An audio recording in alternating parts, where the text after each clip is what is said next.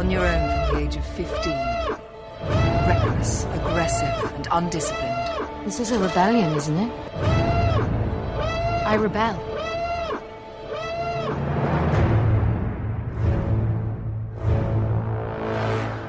We have a mission for you. A major weapons test is imminent. We need to know what it is and how to destroy it. Is that clear? Yes, sir.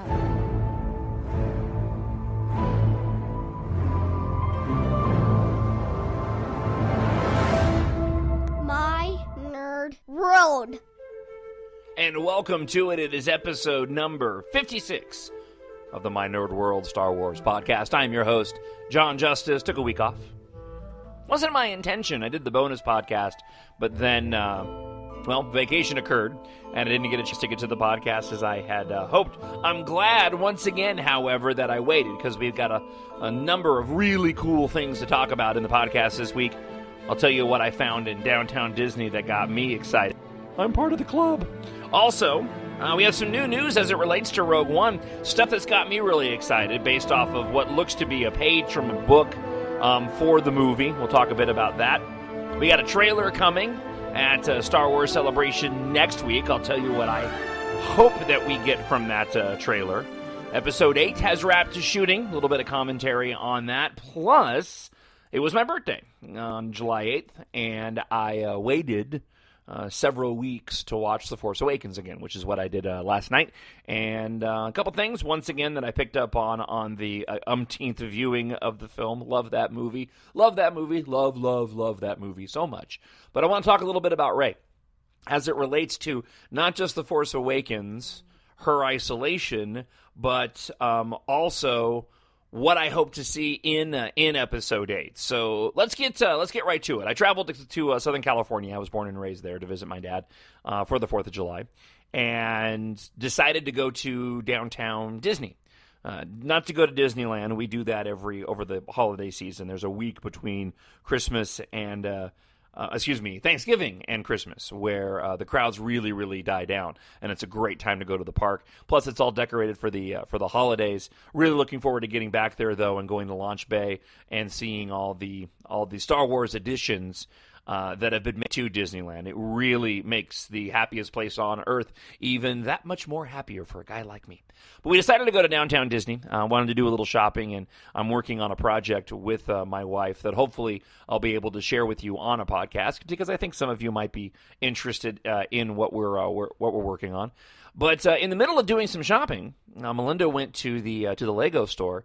There is a D Street. There's a shop called D Street in downtown Disney in Southern California, and they got a lot of really, really cool movie items there, and a lot of Star Wars items: T-shirts, books, CDs.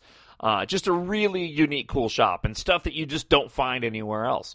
I walked in, and immediately as I entered the store, I looked down at a stack of folded T-shirts on the front counter display, and there, just calling to me, was the special limited run Rogue One shirt. Really simple shirt. It's just a black T-shirt. It has the Star Wars Force for Change on the sleeve, and then it has the Rogue One a Star Wars Story logo on the front of the shirt.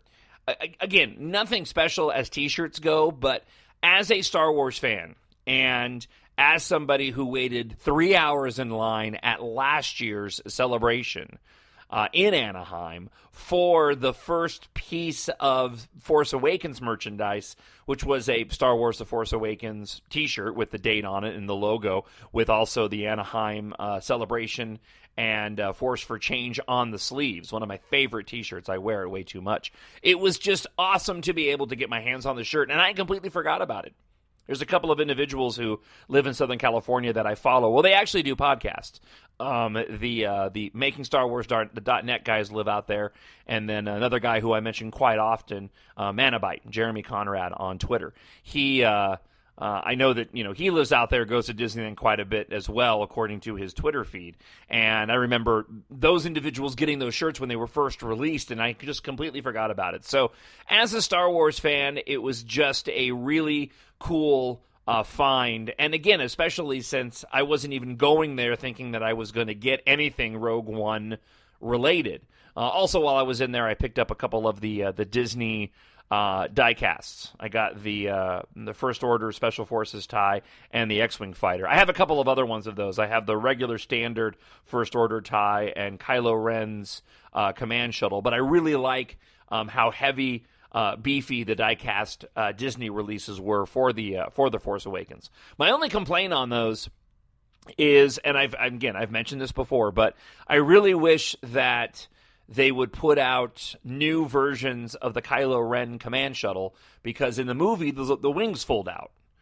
And I think what had happened was, in the original incarnation of that ship, as a matter of fact, my son Logan has a T-shirt that depicts this, and I told him that's kind of a collector's item, because there was quite a bit of artwork that was released, and even a Black Series small diecast version of Kylo Ren's command shuttle that not only did it have the wings stuck, which they all do, but it was also painted white.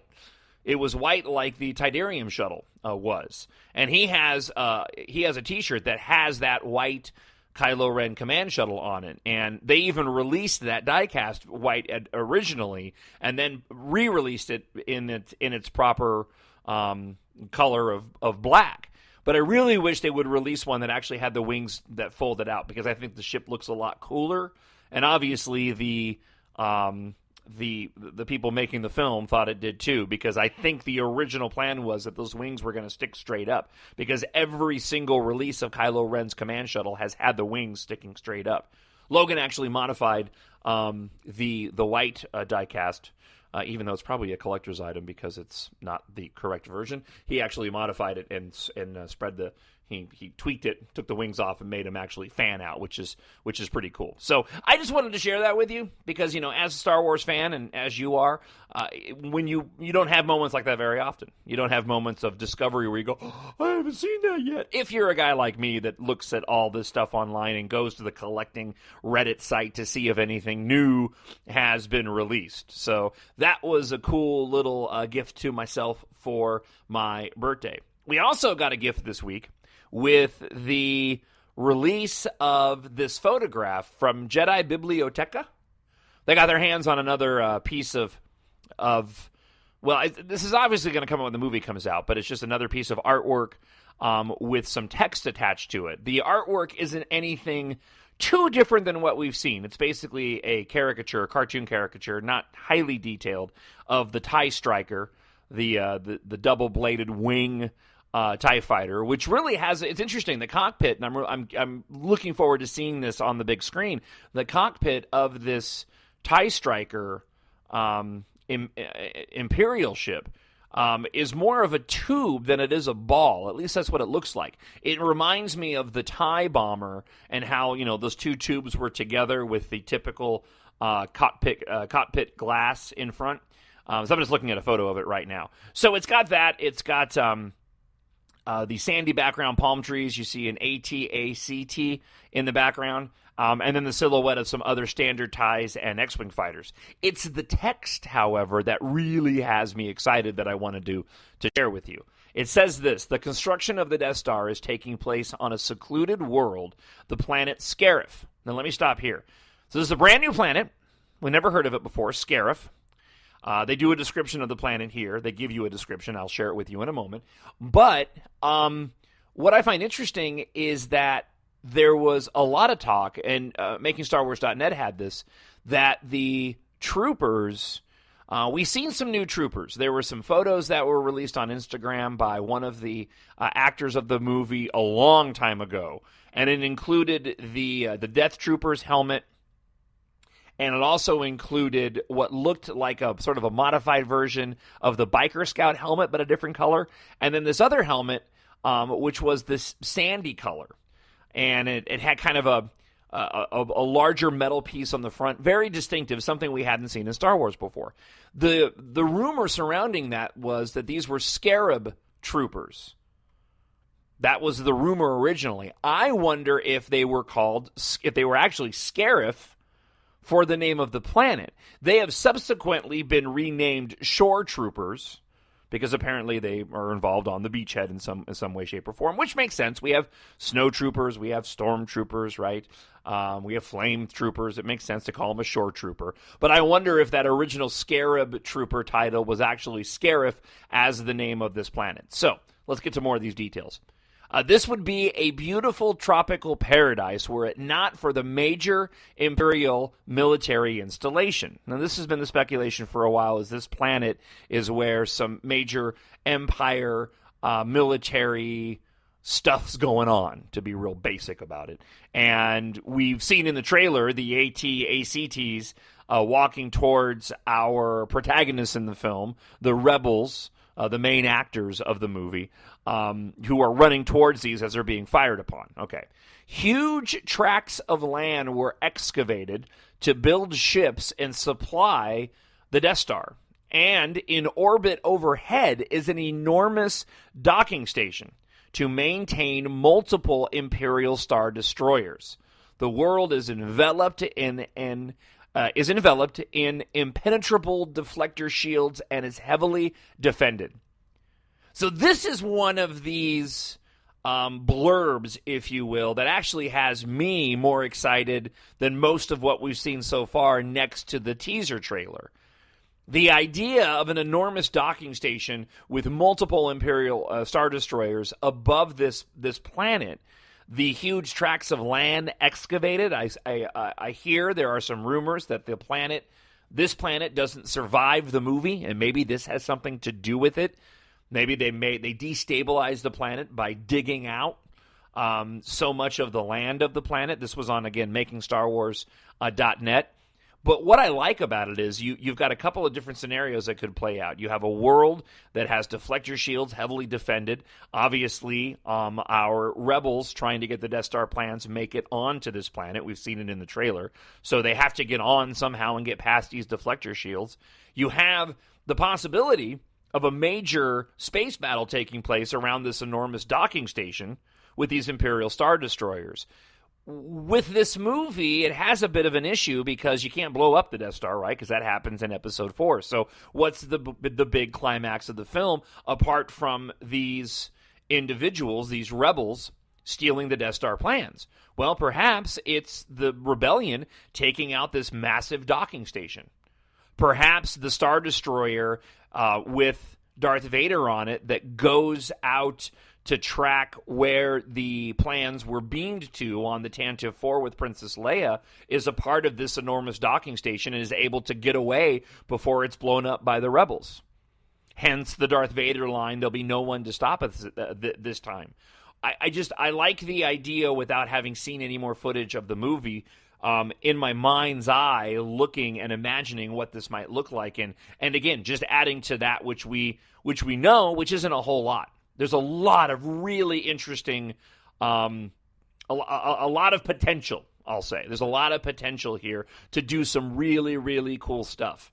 You know, it's tough when you've got a movie that you're anticipating like this and you don't have a whole lot to go off of. We've got the character names now. We have pictures of the characters. We have some visuals from the trailer. But, you know, you just can't get scope. And it's more difficult with a movie like this. With a movie like The Force Awakens, you can kind of extrapolate what's going to happen. You can kind of extrapolate that we're going to be going to multiple places and multiple worlds, and we're going to get certain things that are going to happen. With a movie like Rogue One, even though they've billed it as a war film, it's really hard to extrapolate what exactly that means. And this provided some really interesting insight into that. And I think, again, some great potential for a space battle. Now, I don't think we're going to get anything too major as it relates to a space battle. I know that I was disappointed we didn't get one in Episode 7. There was like one or two shots towards the end when the Resistance ends up just outside of the atmosphere of Starkiller Base before they notice that there was a new hole blown in the oscillator and they fly back down. But we, apart from the escape of Poe Dameron and Finn from the finalizer in that TIE fighter, we really didn't get anything as it relates to a space battle. And I don't think we're going to get anything major here, just because obviously in A New Hope you have the major space battle at the end against the Death Star. I do also wonder how much the filmmakers take into account, say,